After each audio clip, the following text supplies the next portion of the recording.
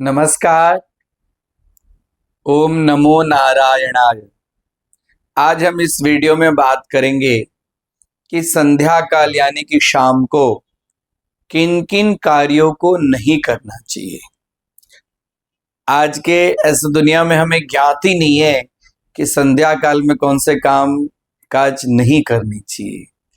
हमारे यम स्मृति, हमारे जो धर्मशास्त्र में एक स्मृति का नाम है यम स्मृति, उसमें 76 और 77वें श्लोक में इसका सुंदर वर्णन मिलता है कि चत्वारि खलु कर्माणि संध्या काले विवर्जयेत्, आहारम मैथुनम निद्राम स्वाध्यायम च चतुर्थकम।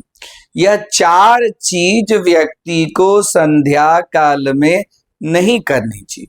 कौन कौन सी 4 चीज? आहार, आहार मतलब भोजन। संध्या काल में सूर्यास्त का जब समय होता है तो ऐसे समय में हमारी जो जठराग्नि है वो मंद हो जाती है। ऐसे समय में भोजन करने से पचते ही नहीं, इसके लिए भोजन नहीं करना चाहिए। और दूसरे नंबर में है स्त्री सहवास, मैथुन कर्म, वह भी संध्या काल में नहीं करना चाहिए। तीसरा कर्म है निद्रा, सोना भी नहीं चाहिए। संध्या काल में शयन का निषेध कहा गया है। और चौथा कार्य है स्वाध्याय, यानी कि पढ़ना भी नहीं चाहिए। ये 4 चीजें खास करके शाम को विशेष रूप से नहीं करनी चाहिए। और यदि हम करते हैं तो उसका फल भी इसके अंदर में बड़ा सुंदर दिया गया है कि आहारा जायते व्याधि। यदि हम संध्या काल में भोजन करते हैं तो व्याधि अर्थात रोग का जन्म होता है।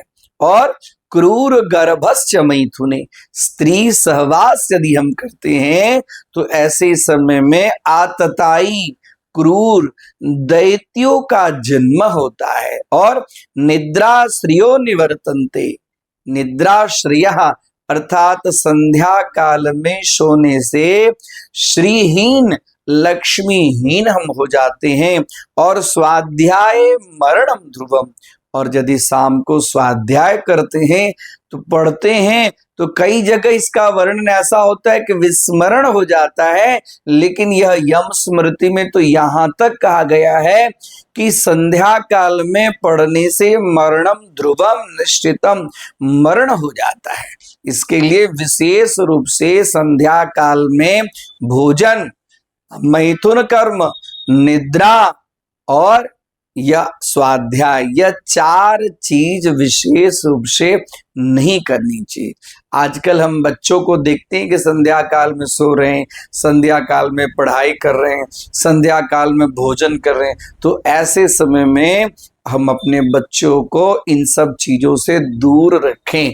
इन सब चीज से यदि हमारे बच्चे दूर रहेंगे तो उनको रोग नहीं होगा, हमारे बच्चे श्री संपन्न होंगे और हमारे बच्चे को कभी भी विस्मरण नहीं होगा। इसके लिए संध्या काल में ये विशेष रूप से ये 4 चीजें अवश्य रूप से नहीं करनी चाहिए। नमस्कार।